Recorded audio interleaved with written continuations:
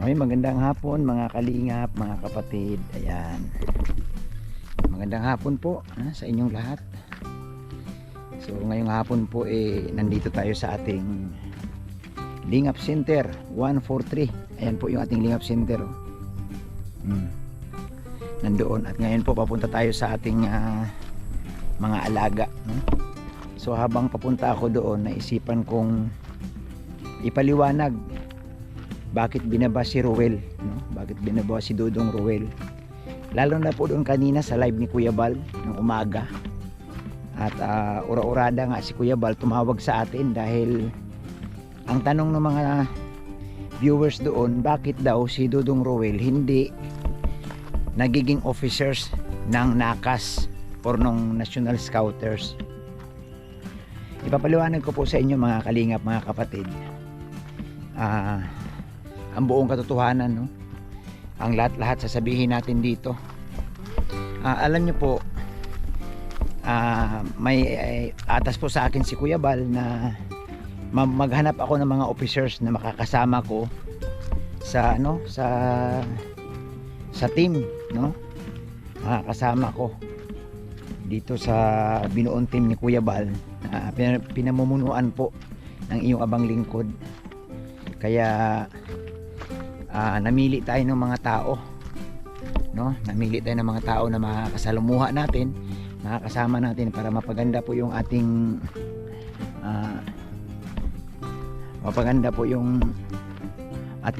yung plano, yung ating plano na pagandahin po ang NACAS.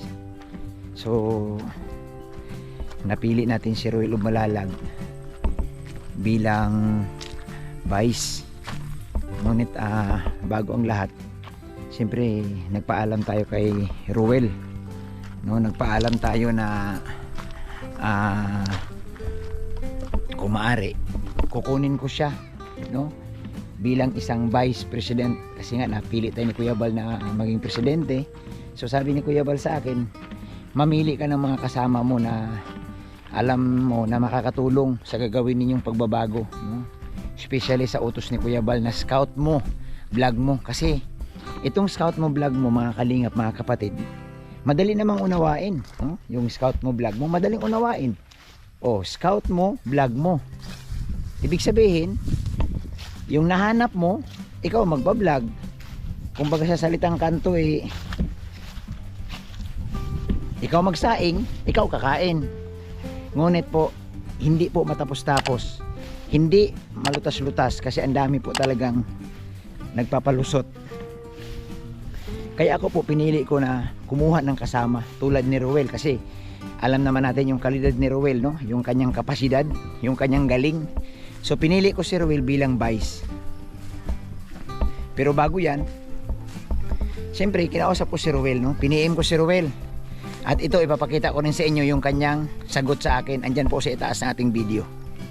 Ang sabi ko, Dong, pwede ba kitang kunin na maging vice president dito sa NACAS?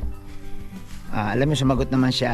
Sumagot siya sa akin ng maayos. Sabi niya, Kuya Bobby, pasensya po, sa iba mo na lang ibigay kasi busy po ako, baka hindi daw niya magampanan. Ayun niya yung message niya sa taas, ganyan na ganyan. So siyempre iginagalang po ni Bobby TV, iginagalang ko yung desisyon ni Ruel, kasi alam naman natin na yun ang totoo, na busy talaga siya sa mga feeding, busy si Ruel sa mga feeding, mga kalingap, mga kapatid. Hindi po biro ang magpi-feeding. Siyempre kailangan mo dyan yung time, lakas, at saka determinasyon. Na siyempre feeding yan, hindi yan mga 10 bata, yan 50, 100 bata. So maghanap kayo ng lugar. So naintindihan po namin, naintindihan ko po. Kaya kung maaari lang po, huwag niyo pong iba si Ruel, hindi po natin binabypass si Dudong Ruel. Malaki po ang paghanga ko kay Ruel.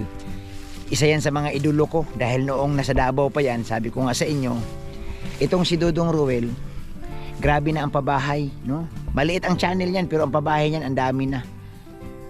Kaya nga hanga tayo dyan hanggat sa nagkita kami dito sa Dait.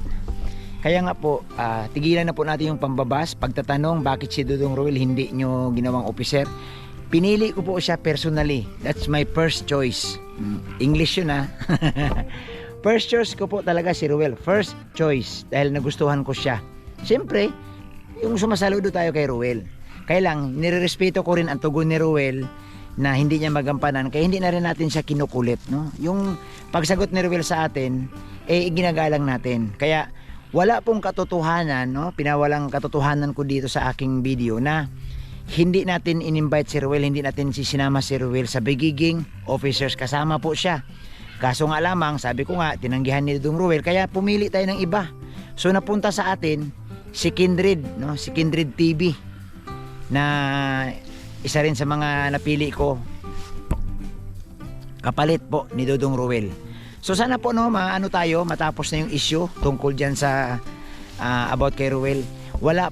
Hindi po na-bypass si Ruel, sumasaludo tayo kay Ruel at ako po magpapatunay sa inyo na grabe ang paghanga natin kay Ruel. Kaya sana naman wag niyo na pong iba si Kuya Bal or si Kalinga Prab na about kay Ruel kasi magpahanggang ngayon po wala pong pagbabago sa tingin natin kay Ruel. Ganun pa rin po, mas lalo pa nga tayong tumaas dahil sa nangyari sa kanyang channel. Kaya nagpapasalamat tayo dyan, no, sa mga blessings kay Ruel. Kaya sana po may unawaan ninyo yung aming mga sinasabi, mga kalingap, mga kapatid. Kaya ito, sabi ko sa inyo, ito ang sagot ko, no, sa mga nagbabas, no. Binabas po kasi si Ruel or binabas si Kuya Bal. Mayroong iba nagsasabi parang ginigipit daw, hindi daw binibigyan ng posisyon si Ruel. Mali po kayo doon. Ako po magpapatunay. Oo. Hanggat maaari nga gusto ko si Ruel ang presidente, ako ang vice kasi nga naniniwala tayo sa ni Ruel, sa kakayahan ni Ruel. So maraming salamat po sa inyong lahat mga kalingap, mga kapatid. Sana po nawaan ninyo yung ating mungkahi, no? Yung ating paliwanag sa mga viewers po dyan, lalo na po sa mga supporters ni Ruel Umalalag, sa supporters po ng mga charity vloggers, no, na sumusuporta sa amin. Suportahan nyo po kami kasi ito pong aming gagawin, inaayos lang po namin ang sistema, no, kasi problema po talaga, ang dami po nakakapansin na hindi po sinusunod ang utos ni Kuya Bal pagdating po sa Scout Mo Vlog Mo. Marami pa rin gumagawa at yung behind the scene, no, sabi nga ni Kuya Bal, Scout Mo Vlog Mo, one channel, one content, no behind the scene. Tagalogin po natin, wala na po, walang behind, wala na po yung kukuha sa likod. Hayaan mong ibalik, no, sa may-ari kung sino naka-scout sa kanila, hayaan mong sila ang mag-vlog, no, sila ang mag-vlog diyan. Dito po sa ginagawa ni Kuya Bal, tinuturuan tayong magsipag, no, maghanap din tayo ng sarili ng mai-scout natin. Iwasan po natin kasi nakakahiya po talaga doon sa mga nakaka-scout, no, especially ayaw ko na mabanggit ng pangalan pero nakakahiya na dapat sila ang magbablog. Ang problema, hindi na nila makausap yung pamilya dahil nandoon na yung iba, sumisingit na. At isa rin ito sa mga nasisilip ng iba, bakit daw hindi natutupad, walang sumusunod sa Scout Mo Vlog Mo. Kaya itong ginawa naming pamamaraan, sana makatulong. Hindi tayo nangangako, hindi tayo nagsasabing 100% magampanan, pero sana may magagawa tayong mabuti, makatulong tayo kay Kuya Bal para naman si Kuya Bal mabawasan din yung stress. So maraming salamat. Dito po muna nagtatapos ang ating maliit na paliwanag, no? Maraming salamat sa inyong lahat at mabuhay. God bless po sa lahat ng mga viewers, sa lahat ng sumusuporta sa aking channel. Mabuhay. Isang mapagpalang araw sa inyong lahat. Bye-bye.